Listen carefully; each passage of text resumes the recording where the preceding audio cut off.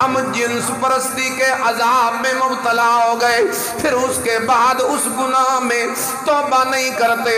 اللہ کا نبی لوط علیہ السلام ان کے ساتھ کس درد مندانہ لہجے میں بات کرتا ہے، لیکن وہ اللہ کے نبی کے مہمانوں کو چھیڑتے ہیں۔ وہ جو مہمان فرشتے آئے تھے، نوجوان لڑکوں، خوبصورت لڑکوں کی شکل میں، ان ظالموں نے ان فرشتوں کے ساتھ بھی چھیڑ چھاڑ کرنے کے لیے وہ پر تولنے جب لگے، اس موقع پہ اللہ کا پیغمبر بڑا بے بس ہو گیا۔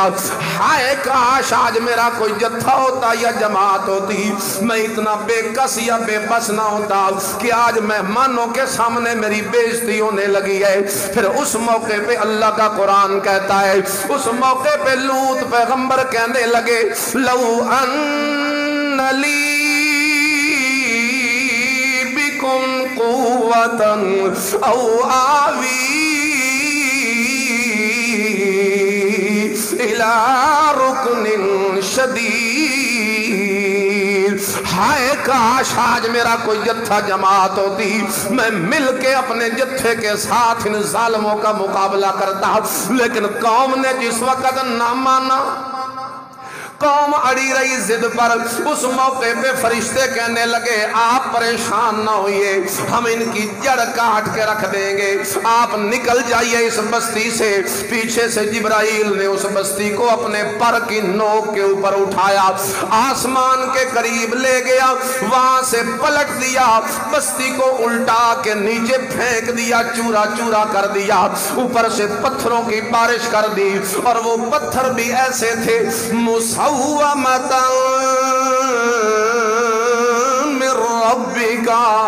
ان پتھروں پہ نام لکھا ہوا تھا کہ یہ ڈرون فلانے بندے کے لیے ہے، وہ جہاں کہیں بھی چھپے وہ ڈرون اس کے پیچھے پیچھے جا کے اس کو تباہ کرتا۔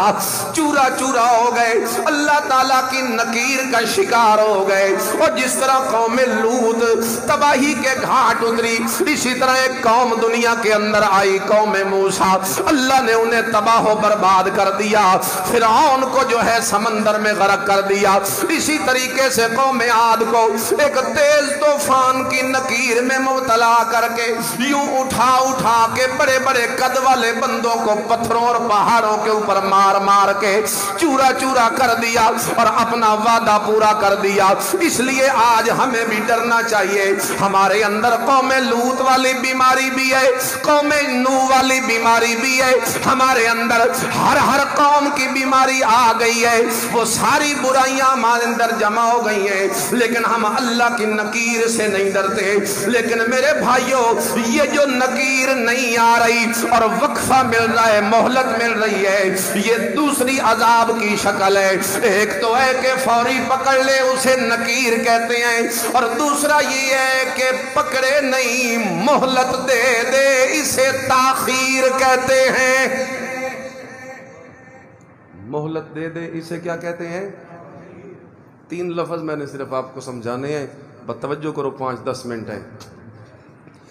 اسے تاخیر کہتے ہیں، وہ نکیر تھی جو فوری پکڑے گئے، ہم فوری نہیں پکڑے گئے، ہم دنیا میں رشوتیں بھی لیتے ہیں پھر بھی زندہ ہیں، معصوم بچیوں کے ساتھ درندگی کرتے ہیں پھر بھی زندہ ہیں، قوم لوط والا عمل کرتے ہیں پھر بھی زندہ ہیں، سودی کاروبار کر کے اللہ سے اعلان جنگ کرتے ہیں پھر بھی زندہ ہیں، جھوٹ ہماری رگوں کے اندر رچ بس گیا، خون کی طرح دوڑنے لگا ہے پھر بھی زندہ ہیں، اور اسی طرح ملاوٹ کرتے ہیں قوم شعیب کی طرح، ان کو تو تباہی کے گھاٹ اتار دیا، ہم پھر بھی زندہ ہیں۔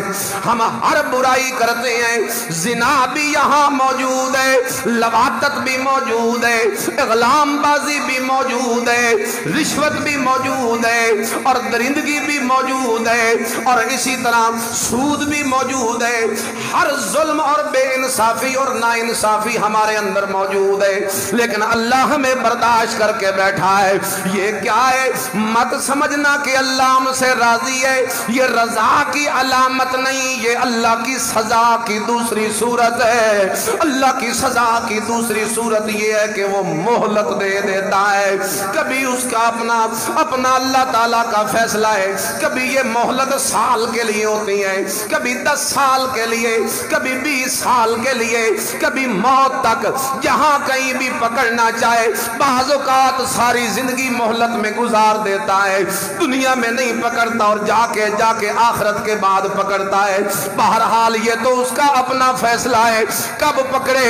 ہمیں یہ سمجھنا چاہیے کہ یہ عذاب کا مؤخر ہو جانا اور مہلت کا مل جانا یہ کوئی ہمارے اچھے حالات کی وجہ سے نہیں ہے، یہ اللہ کی تاخیر ہے جس سے ہم فائدہ اٹھا رہے ہیں۔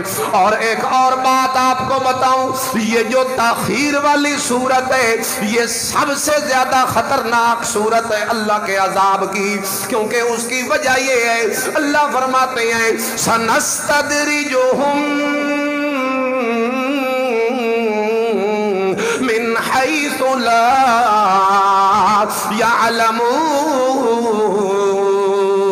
ہم انہیں ڈھیل دیتے چلے جاتے ہیں، وہ اور بڑھتے ہیں، ہم انہیں چھوڑتے چلے جاتے ہیں، وہ اور باغی ہوتے ہیں، ہم انہیں مہلت دیتے ہیں، وہ اور میری جو ہے نافرمانی کرتے ہیں۔ پھر اچانک ایک وقت ایسا آتا ہے وَأُمْلِي لَهُمْ کہ اس مہلت کے بعد اچانک میں انہیں پکڑتا ہوں، کیونکہ میری پکڑ جو ہے وہ اتنی سخت ہے۔ إِنَّ كَيْدِي مَتِينٌ، دنیا میں اتنی کسی کی پکڑ سخت نہیں جتنی میں اللہ کی پکڑ سخت ہے۔ اور جس وقت میں پکڑنے پہ آ جاؤں اخذناہم بغتۃ، اچانک سے میں جا کے پکڑ لیتا ہوں کہ توبہ کی توفیق بھی نصیب نہیں ہوتی۔ اس لیے یہ سب سے زیادہ پکڑ کا اللہ کا طریقہ ہے، سخت طریقہ جو ہمارے اوپر آزمایا جا رہا ہے۔ آج گناہ کرنے والوں، گناہوں میں اپنی زندگیاں بسر کرنے والوں، اس تاخیر میں باغی نہ ہو جاؤ، اس تاخیر کو دیکھ کے سرکش نہ ہو جاؤ، اس تاخیر کو دیکھ کے بے پرواہ نہ ہو جاؤ۔ یہ تاخیر ہے، مہلت ہے، چلتی رہے گی، پتہ نہیں کتنی چلے گی ہمیں نہیں پتا، لیکن جس وقت پکڑ آئے گی کہ ایسا پکڑے گا پھر کہ دنیا کے اندر اس پکڑ سے کوئی چھڑا نہیں سکے گا، پکڑ سے کوئی چھڑا نہیں سکے گا۔ تو اس لیے ہر وقت توبہ کی طرف فَفِرُّوا إِلَى اللَّهِ تُوبُوا إِلَى اللَّهِ تَوْبَةً نَصُوحًا، رجوع کر لو، اسی کی طرف لوٹ آؤ، اسی کی طرف، اب تو وہ معاف کر دے گا۔ لیکن اگر پکڑ میں آ گئے تو پکڑ کے آنے کے بعد کبھی معافی کی کوئی گنجائش نہیں نکل سکے گی۔